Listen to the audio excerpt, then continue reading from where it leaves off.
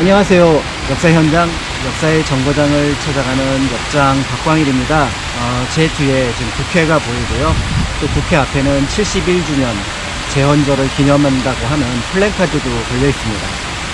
여러분 혹시 우리나라 5대 국경일의 뭔지 아시나요? 5대 국경일 하면은 재헌절, 그 다음에 3.1절, 광복절, 대천절, 그리고 나중에 더해진 한글날을 포함을 합니다. 그러니까 한글날을 빼고는 처음에 4개만 4대 국경일로 정해졌는데요. 이 4개 가운데 대한민국이 성립하고 나서 만들어진 국경일은 하나밖에 없습니다. 바로 재헌절이죠. 1948년 50총선거를 지나면서 국회의원을 뽑고 그 국회의원들이 이 헌법을 만들어서 7월 17일 날 발표를 하게 되죠. 이 7월 17일이라는 날짜를 선택한 이유는 조선의 건국일이 7월 17일로 알려져 있습니다. 헌법을 발표를 하고요. 이 헌법에 따라서 정부가 구성이 되어서 48년 8월 15일 대한민국 정부가 수립이 되는 겁니다. 헌법은 우리나라에서 처음 48년 만들어진 이후로 87년까지 9번 개정이 되지만 진정한 개정은 4.19 혁명 이후의 헌법, 그 다음에 87년 민주항쟁 이후의 헌법, 이 2번만 헌법 정신에 기초한 헌법 개정이라고 볼 수가 있고요. 나머지는 권력자들이 자신의 권력을 조금 더 지속시키기 위해서, 예를 들어 4.4.5 개헌이라든지 유신헌법이라든지 이런 것들은 말은 헌법이 붙어있지만 제대로 된 헌법이라고 볼 수가 없을 겁니다. 다른 나라 헌법을 다 살펴보지 못해서 직접 비교하기는 어렵지만 그 헌법에 가지고 있는 기초 정신, 그리고 그 헌법에 표현된 법 조항들은 굉장히 탁월하다고 볼 수가 있습니다. 여러분들이 잘 아시는 것처럼 대한민국 헌법의 1조 1항과 2항은 대한민국은 민주공화국이고 모든 권력은 국민으로부터 나온다, 이렇게 되어 있는데요. 그것을 넘어서는 헌법 정신을 표현한 것이 바로 재헌 헌법의 전문이 아닐까 싶습니다. 네, 지금 제 앞으로는 국회의사당 건물이 있습니다. 굉장히 거창한 건물이죠. 이 건물은 1975년에 완성이 되어서 지금까지 국회의사당으로 쓰이고 있는데요. 우리나라 첫 번째 국회의사당은 구조선 총독부 건물이었던 옛 중앙청이었습니다. 그러다가 나중에 지금 서울시 의회 건물로 쓰고 있는 곳으로 옮겨왔었고요. 4.19 혁명 당시는 그곳이 바로 국회의사당이었죠. 그러다가 지금의 국회의사당을 1969년 7월 17일 기공해서 75년에 완성을 하게 됩니다. 네, 국회의사당 옆에 가면은 조그만 건물이 있는데 거기에 헌정기념관이 있습니다.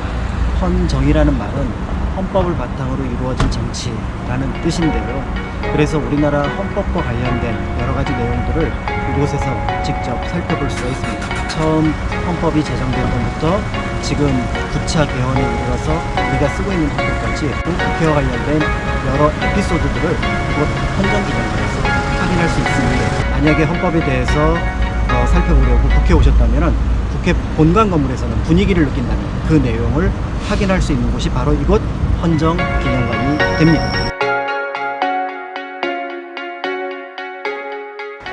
헌법과 관련해서 또 하나 생각해야 할 곳이 있습니다. 바로 지금 제가 와 있는 헌법재판소인데요. 2017년 3월 역사적인 판결, 심판이 이곳에서 이루어진 것은 기억을 하고 계실 겁니다. 우리나라 현직 대통령으로서는 사상 처음으로 탄핵이 된 사건인데요. 이 탄핵의 이유 가운데 가장 중요한 것이 대통령으로서 헌법을 수호할 의지가 없었다라는 점. 그러니까 그 헌법을 수호하지 못한다면 대통령의 역할을 수행할 수 없다라는 것들을 헌법재판소가 결정을 한 거죠. 실제로 헌법과 관련해서 헌법재판소는 크게 5가지 권한을 가지고 있습니다. 법률이 헌법에 위배가 되는지를 심판하는, 그 다음에 고위직에 있는 관리나 또는 법원에 있는 법관들을 탄핵하는 탄핵심판, 그 다음에 정당의 해산, 심판, 그리고 국가 권력기관 사이의 권력을 조절하는 문제에 따른 쟁의심판, 무엇보다도 우리 같은 사람들이 법률 행위를 하다가 뭔가 이것이 헌법에 어긋난다고 판단됐을 때 할 수 있는 헌법 소원 심판, 이런 것들이 이곳 헌법재판소에서 이루어지게 됩니다. 우리 역사 속에서 4.19 혁명 이후에 헌법재판소가 생길 뻔했습니다. 그러나 5.16 군사 쿠데타로 헌법재판소는 사라지게 되었는데요.